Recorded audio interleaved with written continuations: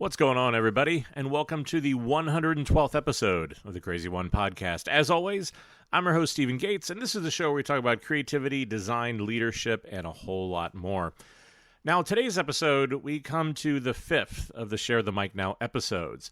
And this one was once again created by Antionette Carroll. If you didn't listen to the last one that she did on dismantling white supremacy in design, and this is not just because it's on this show, I think it's definitely one of the most important and enlightening discussions I've heard in a really long time. So if you haven't listened to that episode, I highly encourage you to go back and do so. But the episode today is on the power of youth in redesigning systems. And it's conversation, once again, between her and Connie Flores, Nora Lidia, Robert Beckles, and Quinton Ward. I'll let all of them introduce themselves whenever we get into the episode. But I think, once again, it's an amazing conversation. It's a really important insight that I think a lot of us need. So once again, I'm incredibly honored and humbled to introduce Antionette Carroll. My name is Antionette Carroll, and I am the founder, president, and CEO of Creative Reaction Lab. And I am excited to be back on the Crazy One podcast, talking to some of the folks within my community around how we can design a more equitable, a more inclusive society. And today's conversation is really important and special for me because it is centered in the work that I do, particularly around how we can support our young leaders and understand the power that youth have when it comes to redesigning systems. Many times when we think about the systems that we need to redesign, or when we think about people in position of power, there tends to be an exclusion of youth, or there tends to be a devaluing of youth. And at Creative Reaction Lab, we have a belief that youth are the architects of change. They have been throughout our history, and they will continue to be so as we move through life. And so I have four amazing guests here with me today, and there's a lot of us. So we definitely go keep it fun, but we also go make sure that we provide space for one another. And we have Connie, Nora, Robert, and Quinton. How are you all doing? Doing pretty good. Yeah, doing pretty good. Same here. Also a little tired. Amen to that. You know? That's the truth. I mean, that's the truth. Like, can we talk about 2020 for a second? I think we're all exhausted at this point. And so I love for each one of you all to go through like introducing yourself, where you are based, and just a short snippet of telling people who you are and what you do. And so let's start with Quinton. For sure. Well, hello, everybody that's listening. My name is Quinton Ward, born and raised in St. Louis, artist, designer, now doing a lot of work in being in nonprofit leadership. I work for an organization called the St. Louis Metro Market. Long story short, it is a Metro bus that has been turned into a farmer's market on wheels, and we go to different communities basically selling reduced price groceries in neighborhoods that have limited food access. So that's been a lot of my work during this pandemic. And so, yeah. And you received that role at 3 years old, correct? Yes, I did. So I've been learning on the fly. This is my first, I'll be coming around in a couple months to 1 full year of being executive director. So definitely have learned a lot during this pandemic, to say the least. Awesome, thank you. All right, Nora, let us know a little bit more about you. Hi, everyone. My name is Nora. I am a creative of the sort. I like to write, incorporate a lot of social justice issues in that space, but also in a more quote unquote professional, whatever that means. I have a master's of social work, and I'm currently in the process of trying to figure out how to incorporate that into the work that I like to do, which is incorporating, the arts into equity work, which is to transition because, we're all in different spaces, especially as a collective. And so in that process, and I'm based in Riverside, California. So we were just talking earlier about the mountains and how spoiled I've become because they're beautiful. Originally from Miami, right? Yeah. So I'm on the opposite, spectrum. I'm originally from Miami, and then I went to get my master's in St. Louis, and now I am in California. So I've been traveling quite a bit, and hopefully I have the opportunity once all of this lifts to continue to do so. I love that. And I'm excited for you to be a part of this conversation, Nora, especially with having a master's in social work, what I don't think we talk about enough in the creative industry, and the intersection of that work and what we do as creatives. So thank you for being here.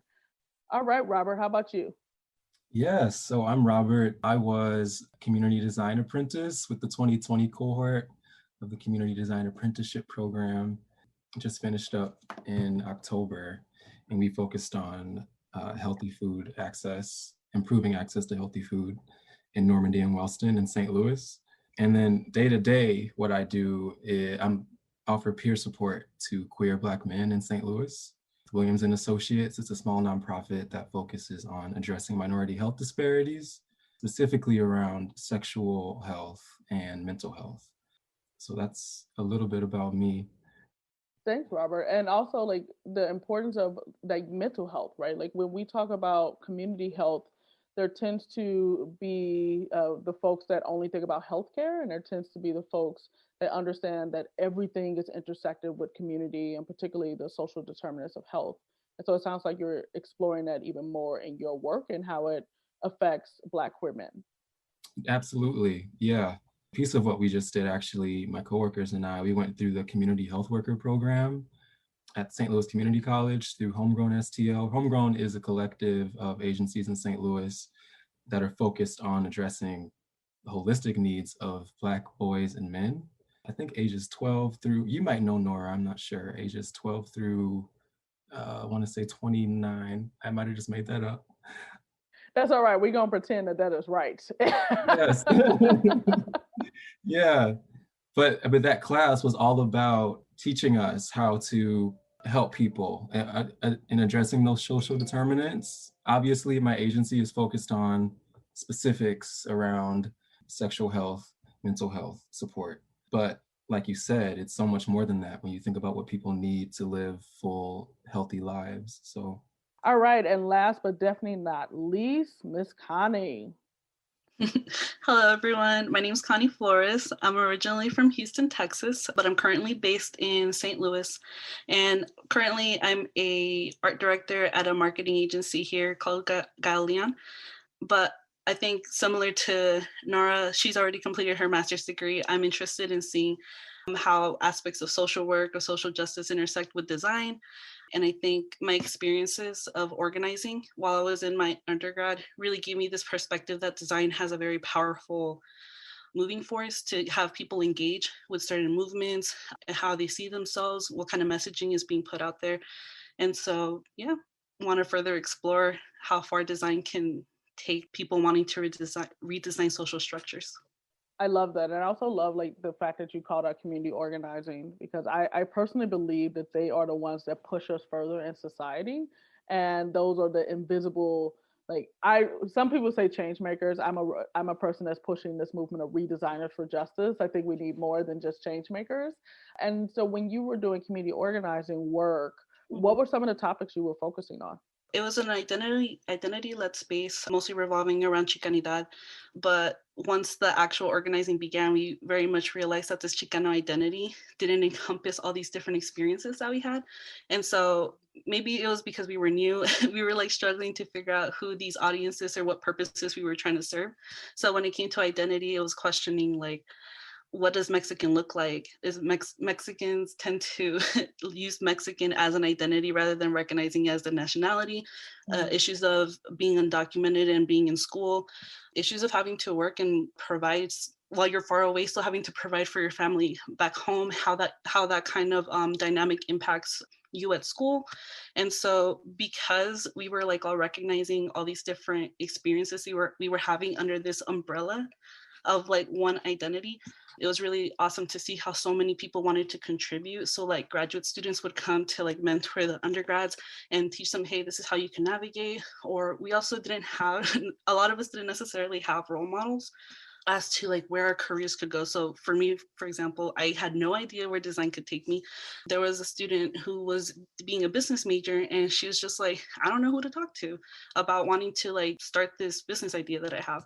And it was just really awesome to see that all these individual people had different kinds of resources, and they were so willing to give it to each other. I love that. And what I love about all of you all is that you are bringing creative thought and creative work into all these different areas that in some cases are intersectional and in some cases they're very deep in our communities of needing to design around justice and inclusion and equity. And so I love to learn from each of you, when and how did you come to honor your agency, your voice, and or your power in disrupting and changing what has historically been harmful to Black, Brown, and Indigenous folks of color? I guess I'll just start thinking out loud and processing. So I think for me, I think back listening to Connie, a lot of the experiences that she mentioned resonated with me in the sense, this idea, especially traditional education. And when you think about higher education, I'm a first generation college student and my parents are immigrants. And I came from a historically underinvested community. And so there was just a lot, right? Like there was a lot of things that were happening at once. And I think about the importance of support. And during this time too, I was a communications major in undergrad, and I won't go too deep, but then I went to social work because of people.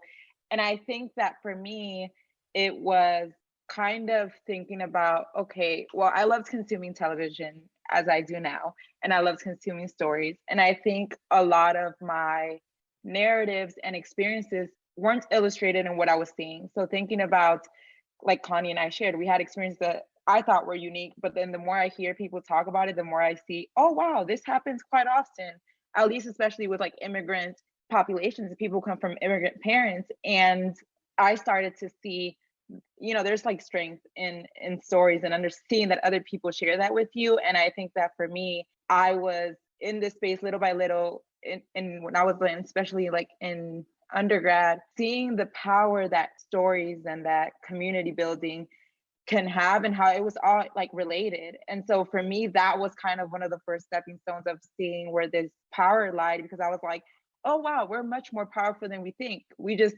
haven't been in a space to be with each other to really embrace that and nourish that. Right. Because prior to, nobody had really told me that. It was just like, get to college and you'll be fine, whatever. But I was in a program that was offered first generation college students. And so we had that community and we had the support and we had the resources. And during that time, I was like, how do you incorporate that in a space where I love, which is storytelling? And how do I create stories that are truthful to my experience? Because I didn't see that. And I didn't see a lot of spaces that were honest about the struggles you might have as a person of color, as a first generation student, as a person in a predominantly white institution. And that goes for other life experiences that I've had. And so I think that's where I started seeing power, was when it was nourished by other people who shared experiences like me. And I was able to say, okay, oh, if they can do it, I can do it. It's kind of this idea that we're all together and it's possible.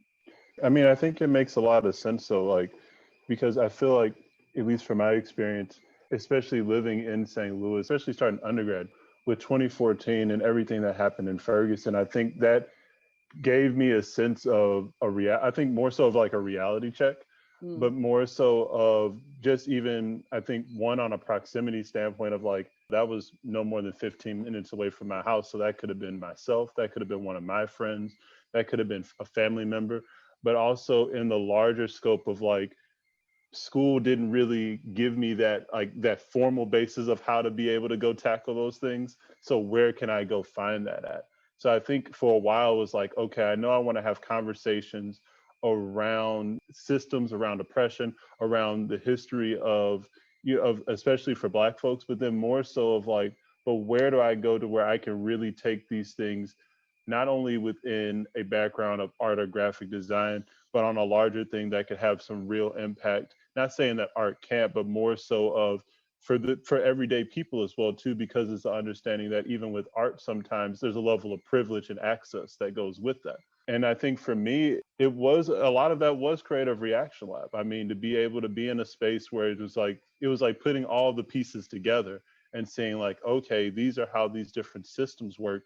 this is who I am within that. These are the things that I bring to the table as privileges, as being a young, tall, Black male, understanding what are the pros and cons around that, but also understanding how my voice carries within a space as well too. So understanding all these different things that I have in my overall toolkit, whether they're things I learned or things that I was blessed with or did not have any agency in making or creating for myself, and saying, okay, this is how I'm going to begin to navigate these spaces. These are the tools that I have to help me successfully do that. But then where are the spaces where I don't, for the lack of a better word right now, blind spots or places that I don't have a good understanding of, where I can bring some other else in to help teach me, but also to work with as well too. I definitely agree with you, Quinton. I think Creative Reaction Lab was that space for me too. And I think in high school, I went through a camp called Anytown.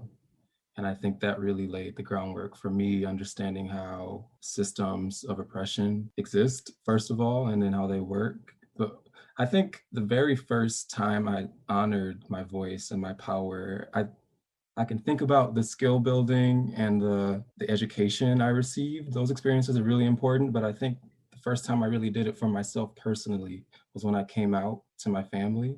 When I thought about this question, I thought about personal power and how living authentically, having agency in my identity, my history, my background, you know, that pride, and how that can ripple out into feeling empowered as I engage in Creative Reaction Lab and just grow in the world. But I think that first experience of being true to myself and truth telling, because that's what that story is, that's what that process is. It's about telling the truth about who you are. I think that probably was the first moment I did this work. I'm going to jump off of what Robert said, where you mentioned that one of the first steps is just recognizing that oppressive systems are at play and are present. So when I read this question, it felt a little difficult because I don't think there was one moment where it was just like, I am honoring everything that's happened before me. I think it took several steps and I would still consider myself somewhat timid and somewhat shy, but I feel like I've found my passion and tapped into it to the point where I can get myself to move past things like being shy. And then that question brought into question, why am I so shy? Why do I feel timid? And why do I question myself? Where do all these like little moments come from? And so I think about, machismo, which is like masculinity in Spanish, and how that had a role with how I viewed how men treated women in my family dynamics. And so then I'm just like, okay, so this tells me that I need to behave like this, or I will receive this kind of action towards me if I display this kind of action. And then I think also when it came to like, what do I look forward to in the future? I think I was very blessed to have parents who noticed that like I wasn't really into math, I wasn't really into like physics and all that stuff, but they always noticed that I was doodling, and so they always like pushed me to further explore it. And the thing about that was that I didn't really know where I could take it, and so I think one of the first moments that I felt like I honored this agency that I eventually came to was in college, where I felt like there are all these different kinds of people with like all these different stories, and understanding that if they could get through what they've been through and like be these badass people, and it's not to say like you have to go through horrible things in order for you to become this powerful person either, but like I was very inspired to want to speak up. And I think it was the fact that I had supportive people around me who were new to college. It just gave me this confidence to be like, okay, I can break away from like what machismo has taught me. I can break away from like what fat phobia has taught me. Or I know that was really random, but there's a bunch of little systems at play that come up when you're growing up. And just watching people be their authentic selves just really gave me that power. And then once I started speaking up, I learned that my voice mattered, that people care about what I think. And I feel like there's more value in me saying something and tripping than me not saying anything at all. I love that piece. Ooh, sorry, before we move on. I like that one. I like Go that ahead, one too. Come on, Connie. I love all those pieces, and I kind of want to take two of my initial one because I didn't think in this way. Because I think, right, like I think going back to what Connie, Robert, and Quinton had said in terms of like there were small pieces, right? Everyone kind of mentioned this like trajectory that led them there. And I think now the more I think about it, I was like, yeah, college was one of the initial steps for me because I saw that and I saw people being vulnerable and being open about their truth. And even there, I don't think I was open to my own truth. And I think about that now in this space because it wasn't until like even this past year where I started to like shed away some of the walls that I had created because of my trauma. And the more I think about it, I think that that is the best way that I've been able to honor myself because I can be in a space where I can cry and be vulnerable and do all of these things that before I'm like, that's weak. I'm not doing that because that's what trauma like taught me, right? Thinking about what Connie has said about machismo and coming for myself from a family that has had a lot, there's been a lot of generational trauma that has been passed down that I took on, right? And that it was really hard to even come to terms with that. And I know I had a conversation with you earlier, Antionette, and I kind of went over that briefly of this idea that for me, a lot of things came from my trauma. I was like, I can't be weak in a lot of different senses. And that included crying, that included asking for help, that included like just a lot of things that I think is not isolated just to myself, but a lot of people that look like me that come from backgrounds that, you know, like Black, Brown, Indigenous, a lot of people who have suffered harm, a lot of times we put on all these armors thinking that that is the safest way to go about life. And then in turn on ourselves, because that's how I felt. Like I was like, I'm very, you know, like vulnerable and all this. And I think it's beautiful now. But for a long time, I was like, I don't want to show that. I used to go in the bathroom and cry. Like it's, you know, it's like wild. It's like, I would be like, no one could see me. I got to come in here. I'm good. I'm strong. Yeah, I'm overwhelmed. I don't care. Like a lot of the things that we learned, I had to unlearn. And I think that was the biggest, for me, shift in becoming and honoring who I am, because I was able to become the person who I was before the traumas. And I'm still working on it. But thinking about that, like going back to your true authentic self, I think is so difficult, especially in a country that like capitalizes on certain struggles and harms. Yeah, But that's my take too. No, I love that, and I wanna build on that. Like it was interesting because Connie, you talked about looking forward to the future. Nora, you talked about turning in on ourselves, and then there's also the other side of that of being comfortable in spaces to be able to show your truth. And I made like in 2014, I gave myself one New Year's resolution, which was follow through, and that's been my New Year's resolution since then. But also around that same time, I personally made a choice that I would be my authentic self no matter the consequence. And for me, that was positive and negative. There's positive consequences of me sharing who I am, what I am. And kind of you spoke about like not being silent or allowing someone else to dictate what your voice is or define it. And then also, there have been times where there have been negative consequences, like the crying in the bathroom, which I'll admit I've done plenty of times. And, you know, and also there's this power of being able to define our own purpose, this power of being able to define that, say, I am who I am, this is what I am going to do. And I shifted from an idea of having a mission to a purpose probably 2 years ago. And it has completely changed my trajectory. And so I'd love to hear from you all on how do you define your purpose, particularly in this current moment of where we are now in the United States. And you can look at this from the vantage point of how do you define your purpose as an individual? And also, how do you define your purpose maybe as a collective when you think about the intersection of all our identities and what we can do to actually design inclusive and more equitable society? I would say, I think purpose is an interesting thing, just because like you were saying, it understanding that, you know, my actions have a direct effect on, you know, the amount of produce that's getting out into the community or where it's going. And basically how for some families, like their emergency needs and how they're getting it. And so I think a lot of what I've done is, it's been weird because it's like at times like I have gotten tired in this moment of the pandemic and trying to meet the needs and goals of others. I'm sitting in this position, not just for myself, but also for the larger understanding that everybody can't be the executive director, and that understanding of how do I make sure that while I'm in this position, in this time, that I'm making space for others as well too, and that the decisions aren't just because of who I am or how I'm feeling that day. So making sure that community is in mind, but also having those direct conversations as well too. So really, I think I've been going from a place of a lot of for certain things, individual purpose, and making sure that whatever that purpose is has a collective mindset in place to make sure that it's benefiting others as well as myself too.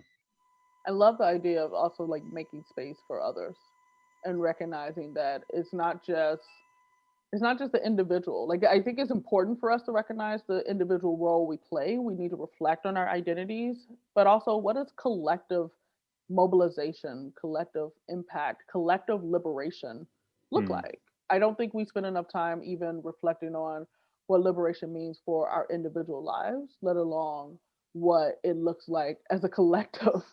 And I wish, like, when I think of educational spaces, like you all talked about higher ed, I wish there was a class on liberation that was a standard, right? Like what does this actually mean, opposed to just teaching through the idea of conformity, which is, one of the things that I am constantly reflecting on. And so I'd love to hear from a few others, like, how do you define your purpose, particularly in this current moment? Is it okay to say that I'm still figuring it out, I think, in a lot of ways? But I can focusing on that individual thing just concretely. I think it's just to learn and unlearn what I need to learn and unlearn to take better care of myself. It's really simple. But then I kind of believe that has a ripple effect on the collective and my ability to support my community. And that's really important in the work I do, because we offer peer support in my job. I'm constantly building relationships and having conversations with people. That's what I do day in, day out. And that's a reciprocal process. And so it's really important that it's that classic thing of, how are you going to love anybody else if you don't love yourself type of thing, but it's true. But just trying to support myself through these, we're in a pandemic, so it's so important to take care of yourself. But I think, Robert, at the same time, like it is okay not to have it figured out, because nobody does. Nobody does. No. Pandemic or no pandemic, like, if somebody walking around saying they have it figured out, that's a lie and a half. Amen. So. Amen. Look, as someone that is further along in their career or in their life, and I'm still like, I have a lot of life in front of me, hopefully. That is my hope, that I have a lot of life in front of me. And I tell people all the time, I am hopeful that even when I hit my 80s and my 90s, that I am still learning something new. And that I am learning something new about not only the systems that impact me, but also new about myself. Because it is an ongoing journey, and recognizing that it is a journey itself, I think is extremely powerful. But I think, so one of the things I think that, especially during this time, that I've kind of discovered, because I think a lot of the times when I thought of purpose prior to, it became a lot of external goals. It was like, get a degree or get a job or get this. And as a collective, to help people, hence social work. And so I think that it wasn't until this pandemic and having to really get in a space of uncertainty. Like right now, a lot of things in my life are uncertain, and still finding like grounding in that, I think for me has shifted the way in which I view purpose. I think a lot of the times we don't even see the smaller things in life, and like just something that was like a hug or this, or a lot of things that we might have taken for granted, that for me are all going back to this idea of purpose, of what it is to be human and what it is to be part of a collective. And all that to say that I think for me, my purpose has been always working to become the highest form of what I can be.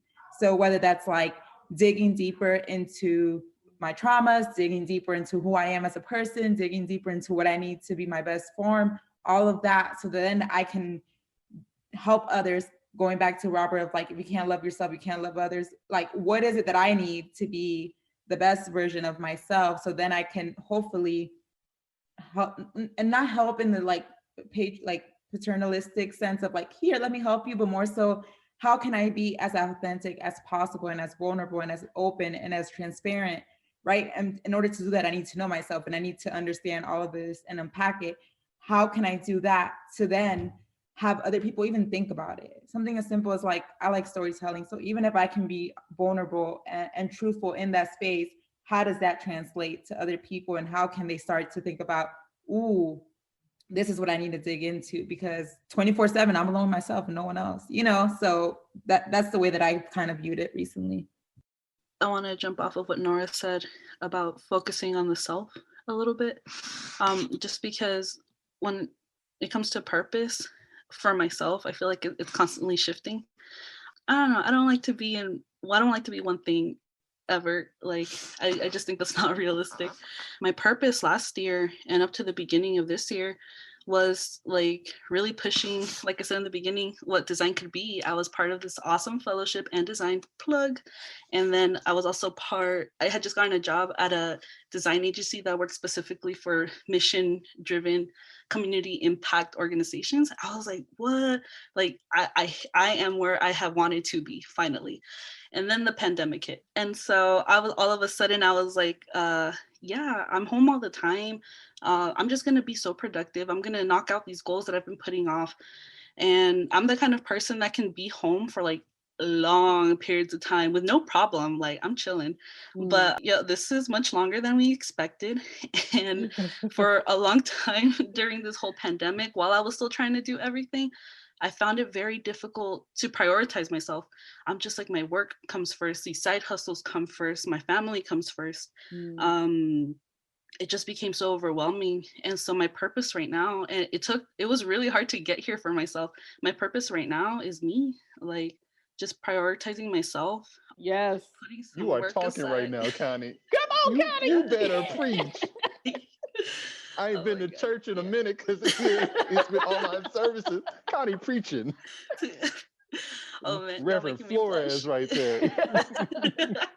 But I know Antionette, you'll probably go, but I love that, Connie, because I think as somebody who, again, like loves accomplishments and has thrived off of them, there's nothing to shake you up like seeing like, oh, surprise, the universe is turning everything upside down, and what can you do when that happens? And that's why I love that, because I had to also think about that in that space of like, who are you outside of all these quote unquote accomplishments, outside of, this title, that job, this, that, like, who are you? And how does that make you feel? Because that's another question in itself. But yeah, I feel that, Nora. I feel like my executive director identity has been like on 24/7. And so now, as I've been kind of like, as we're kind of closing out this year, like a lot that's been on my mind is like, well, how do I reclaim those other identities that I had before the job or before the pandemic? Because those still me.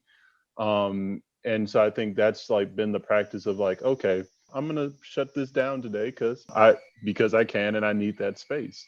Or I'm going to go work on this, or I'm going to go do the other dreams and goals that I have for myself, because Black is not a monolith, but it's like more so of like, my life is not a monolith. It's like, I don't fit in this one role 24/7. And so what are these other identities? What are the things that I'm not, I guess, tending to and caring for as much that I need to chase after and spend time with? And what does that look like as this year closes out into 2021? Can I just say, let's pause for a minute for the quote, "My life is not a monolith." I love this idea because I also hear a lot like Black is not a monolith. And the idea of my life is not a monolith, I've never heard it put that way. It is something to really reflect on. And for all of the listeners, I encourage you all to think through the question, how do you make sure that people do not define who you are, how define what you do, define your life through this monolithic mindset? Like, how are you making sure that your life isn't a monolith? And also, how are you making sure that you're leaning into your creative voice and your creative power every single day in everything that you're doing? And so I'm curious, because we're getting close to the end, but I want to make sure that we have this quick conversation of the power of the creative. Like, to me, you all represent creative thought and creative voice. A lot we think of creative as relegated to a job description. Like, I'm a type of person where I'm trying to push folks to move beyond what is 1 + 1 equal, but what equals 4. Because when you think about the question of what equals 4, there's so many different approaches to that. And that requires creative thought, no matter if you're a traditional graphic designer or you may work in policy, you may be a community organizer, you may be a student. I'd love to hear from you all. What role has creative problem solving or just having a creative voice played in your work or your journey of designing more inclusive spaces and or more equitable spaces? For me personally, I've always felt safe, which is very interesting. I've always felt safe when I've had the ability to digest really like deep and things that I might not understand in a creative platform, which is I think why I strive for it all the time. And also I like to be entertained, because who doesn't? For example, the way that I've approached a lot of my own experiences and a lot of, I think about social injustices, there has been for me this safety that has been created through the arts. Because, you know, when we think about the arts and I think about music and all of that, very important messages are illustrated, but there's this like safety in knowing that this is something on its own. It's an entity that is truthful, that you can put all of it into without necessarily saying it like as if I was saying it to you all, right? Like for me, there's this safety that's created through the arts and has been traditionally whenever I was growing up and I would read books. And I was like, wow, this world, or oh, this person is experiencing things that I am. There was like this intimacy and this thing that I felt more inclined to want to dig deep into because it felt safe in that space and in that like setting, as opposed to in other spaces when I think of like professional spaces, all of that. And so I think just for a starter point, that's kind of what came to mind when I think about creativity and the arts and how that incorporates into my life. I think a way that I've used creative problem solving was inspired by an old mentor while I was undergrad. His name is Martin Moves on Instagram. He was so interesting to me because he comes from Oxnard, California, and when I first heard him talk, he sounded like the people that I grew up with, like without trying to cover anything, without trying to sound academic or, you know, academically white or anything. It blew me away that he was an assistant to this professor giving a lecture. And I was like, what? He's made storybooks for kids. He's used the organizing power that he's gotten to share other people's story through his Instagram platform and all this stuff. And basically what I see him doing a lot is like having kids relate to his stories, and that relatability is so powerful for young people. I do not have like thousands of Instagram followers, but I think that in me just wanting to put it out there, people have responded very well to it. Like I'll just draw my doodles, or I'll draw something that I feel that I'm feeling that I think no one's gonna feel the same way. And then I get like a couple messages being like, yo, like, thank you for sharing that art. Like I was thinking about this and it made me think about it. It just goes into a beautiful conversation because I didn't know where to go with this design thing. It still feels like I'm up in the air sometimes. But with my stepson, I now have access to all of this like creative technology and all this stuff that I didn't have back then. And now he shares with me all his stories that he wants to create. He's like, I want to create this animation. I want to make this beat. I want to do this rap. And I have all that technology that he needs to do it. I think it's just amazing that he's made an animation at like 9 years old. I didn't touch animating stuff till I was like 19 or something. Oh, my son's the same way. My son's the same way. He's edited his own videos. The other one is practically creating his own comic books. And I'm just looking around like, what was I doing in life? Prospering. Yeah. That's what they're doing. Yeah, they're living this life. We were surviving. But yet they're looking at creative exploration as a way of narrative shaping. Like when you think about, you know, social media, or you think about just any form of digital media. And I remember there was a time period, and it may still be a little prevalent now, but there was a time period where people would laugh at the idea of becoming a YouTuber. Forgetting the fact that these folks they are editing, they are storyboarding, they are creating, like they literally are inventing something out of nothing every single day. And we never look at the movie directors and say, what are they doing? But yet when we see, what I would argue is like YouTube and different social platforms have started to democratize like who can actually be creative and who can be a content producer.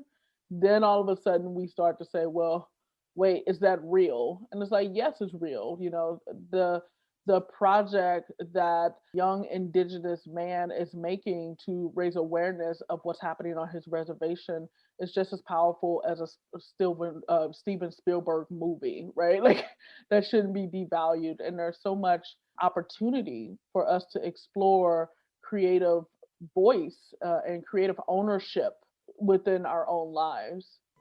As someone who, I mean, this is changing now, but I've never thought of myself as a creative person in terms of the arts, like production of art, or, you know, whether it's writing, visual art, videography, stuff like that. I've never thought of myself as that person. But when I think about narratives, kind of like what comes before those productions, that's where I see my creative voice coming to life. Like just being able to, like, if the narrative I had in my head was I don't belong here, the creative voice is being able to imagine a world where I do belong, like imagining an alternative. I feel like that has been a creative process for me. And then what comes after that is the intervention. What comes after that is the art, the story. But like first you have to be empowered to feel like you can do that, you know? And I think that itself is a narrative shift if you are a marginalized person. And I think for me, as someone who I'm not a great painter necessarily. I do like music, I like to sing. A lot of what I do is just people stuff that involves feeling empowered and feeling like I belong, being able to tell myself that I have power. What I love, Robert, is that you brought up this idea of imagination. Because it's like imagination is a word that I would argue a good amount of us heard growing up, but yet it was, at least for me, it wasn't shunned as much as the idea of being a creative. It's like we went to this idea of being a creative as it has to just be a career or a hobby, whereas creativity and imagination is everywhere. And you had said that it's important for us to imagine the alternative, and I would even add to that and imagine the power of possibilities. And so to close us out, I would love for each of you to share what is one last thought that you have where you are pushing or encouraging folks to imagine the role, the power, and the importance of youth shaping our future. Imagine you're talking to a younger person or you're talking to an adult ally that's supporting a young person. What is the role of youth in imagination? What is the role of youth in defining possibility, particularly when it comes to creating a world around the lens of equity, redesigning systems? Because we've never had an equitable society, but yet systems are by design. Someone played a role in designing those systems. What does it look like when youth are those designers? What is one tidbit you want people to reflect on when it comes to creating space for youth to be those designers or possibility? I think for me, something that, and I think it kind of goes both ways towards talking to youth, but then also talking to adults as well too, is really like, I guess this idea of your degree doesn't define your destination, and that you don't need a lot of these quote unquote prerequisites to be a creative. You don't need a lot of these things that people are saying, like 3 to 5 years of experience to be able to have impact in a space. And I think that's something just to be mindful of some of the educational barriers that we put around having impact or being, a thought leader or having space to be, I guess, an agent of change, quote unquote. So really allowing that person or that individual to come as they are and to share their lived experience, to share what they have and bring to the table and allow that to, to lead the conversations. One of the biggest things that I would say is imagine the impossible. I think too often there are a lot of restrictions, there are a lot of things and constraints that are put on us. And I think for youth especially, right, we think about schools, teachers, all of these influences, adults who may sometimes, how do you say, create this mold or kind of try to create barriers around what it is that we can imagine. And so what I would say for youth is to don't limit yourself, just imagine a world, whatever that looks like, right? The best version for you, if you want to get with your friends or whatever, and imagine what that looks like as a collective, do that, right? Because I think a lot of the times we harm ourselves by not even trying to imagine what that could look and or feel like, because it might seem a little bit too out of reach or impossible. And so that's the biggest thing that I would say is just imagine what it is that you would want. I'm sure people didn't imagine that, so that's one of the things that came to mind. I think what I would want to share, or a tidbit, I think it's kind of jumping off of what Quinton said, that, your path, however you got there to your goal, is nobody's path looks the same. And, there's several factors that play into that. What comes to mind when I say that is, I was very fortunate in high school that my school had gotten a summer program coordinator or something. And so she put into our heads the idea that we could travel abroad in high school. And that, blew my mind. She told us about all these scholarships that we could apply for, all these programs. And, before she had told me that, I was like, there's no way I'm doing this. My family cannot afford this. And after she told us, there was still a little bit of pay. And so the way for me to get to that end goal was, what we would do to raise funds for whoever still had money left to raise is we bake. My parents bought me chips and candy, and I would sell them at school. And, it might not have been the traditional way to raise money, but I got to where I wanted to get to. And finally, as adults now, I'm really grateful for those friends that I made in high school, because they're very much a support system. And even now, when one of us is struggling, we kind of come together. Now that we're adults with access to finances and all this stuff, we collectively raise money together to help out whoever needs help. And, maybe it might feel a little embarrassing to be hey, I need some help. I need some assistance. And, maybe you're not getting it from this really fancy, high paying job, but your community was there for you. You had someone you could rely on. And however you get to your goal is valid. I really appreciated that example, Connie, because that's kind of what I'm thinking about, is this idea that our community that we have now is the community. We got this poster at the end of the apprenticeship that says, "We are the ones." As a young person, and in the past, I was very future oriented. I'm preparing to be this change maker, or I'm preparing to be whatever, but it's happening now. We are supporting each other now. I think, just as a young person, don't imagine that the change is something you're preparing for. It's something you can do now.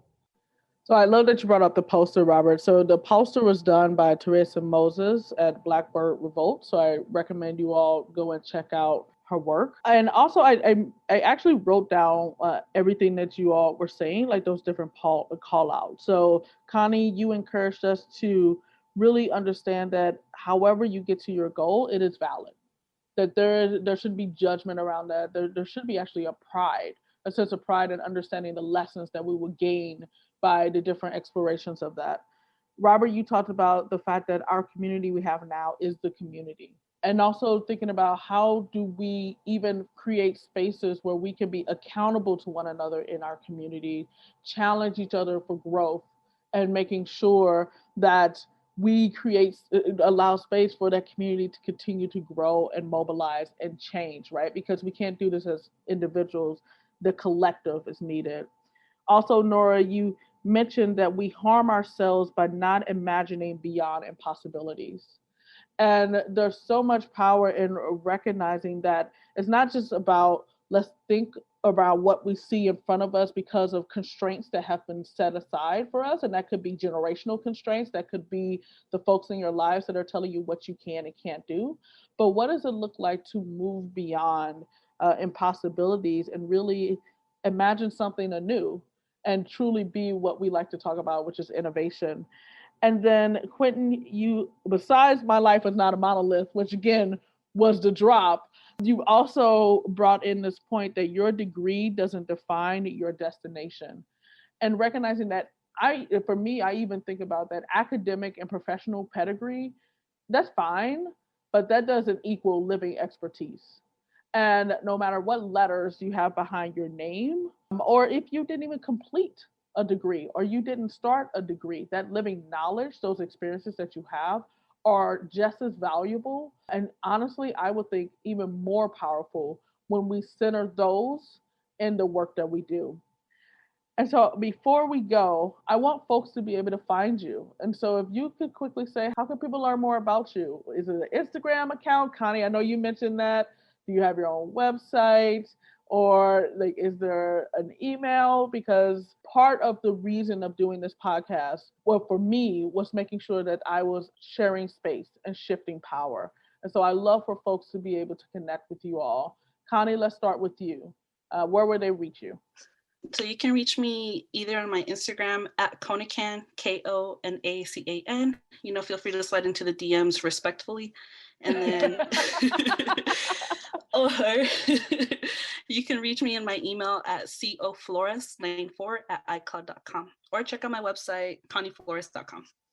And I would say Connie, she mentioned And Design, which is another business that I'm the co-director and co-founder. She actually designed the look for And Design. So check out her work because it's amazing. All right, Nora.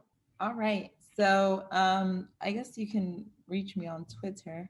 I don't check it often, but hopefully enough that I'll see it sliding through there. So it'll be at Nora Lidia G. That's Lydia with an I, both Lidia. And yeah. Nora, amazing writer. You want to follow her so that when she starts dropping those gems, you are there to be able to get that. Right? Yeah. Exactly. Get the book. Like when the book comes out, get the book. Okay. What about you, Quinton? You can definitely follow me on the Instagram, QWard35, QUE, Ward WARD 35. And you can always get me on the LinkedIn. I stay on the LinkedIn now. So definitely trying to grow those connections. So let's make it happen. Yes, executive director of a nonprofit. And if you're a nonprofit executive, providing, feedback, mentorship, support. But then that's not the only thing that he has done. He's done great exhibits around particularly Black justice. And he has just recently started a podcast. And so you definitely want to go and hear his podcast as well. What's the podcast name? Speak Up St. Louis. We're doing good. We hit 500 downloads in the first month. So we're rocking and rolling. So check us out. Very, very nice. Thank you. And last but definitely not least, Mr. Robert. Yes. So I don't have social media these days. Oh, that's all right. That's all right. But I would say you can email me if you'd like. Robert@minorityhealthstl.org. It's unconventional, but it'll work. No, and I think, again, if you're interested in supporting what he's doing around community health, around creating inclusive spaces for Black queer men, you want to talk to Robert, because that was something that impressed us at Creative Reaction Lab before we even brought him into the apprenticeship program. And it's just been a joy seeing how he's just continued to blossom over, I guess now it's been 12 months? How long has it been? Yeah, 11, 12 months. 12 months. So thank you all again for listening. We hope you grab some gems. And if you did find some, please make sure you're accredited to one of these individuals. We want to make sure that credit is always given to people of color. Just want to drop that in there, and also particularly our young people of color. But we will talk to you soon, and thank you so much.